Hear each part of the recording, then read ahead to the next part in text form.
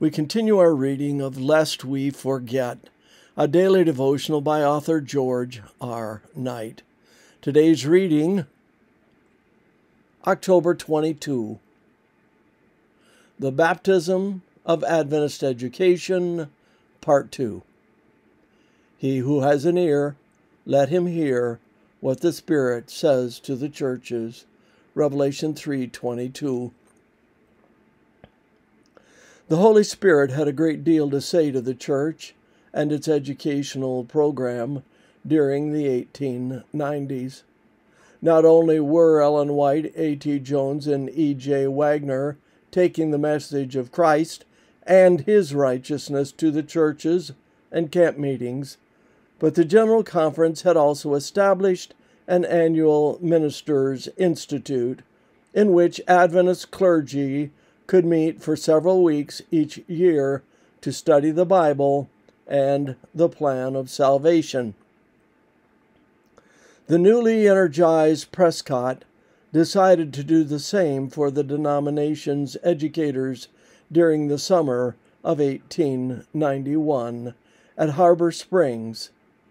W.C. White described the sessions in terms of spiritual revival, stressing the emphasis on spontaneous personal testimonies.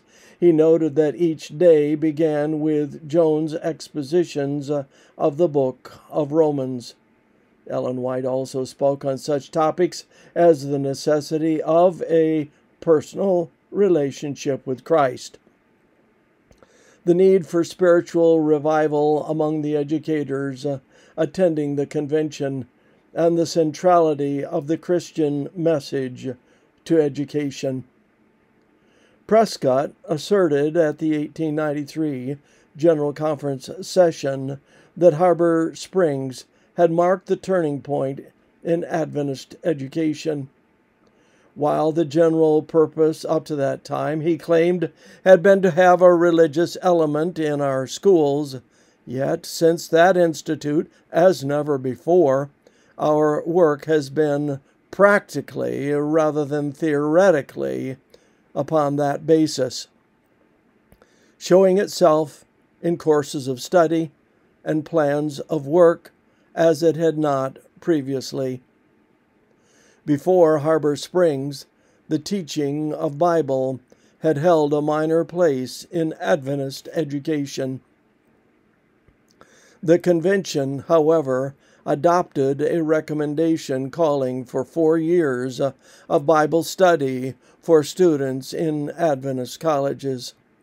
Specifically, the delegates decided that the Bible as a whole should be studied as the gospel of Christ, from first to last. The convention also recommended the teaching of history from the perspective of the biblical worldview. There is a side lesson of great importance as we think of the changes brought about in Adventist education at Harbor Springs.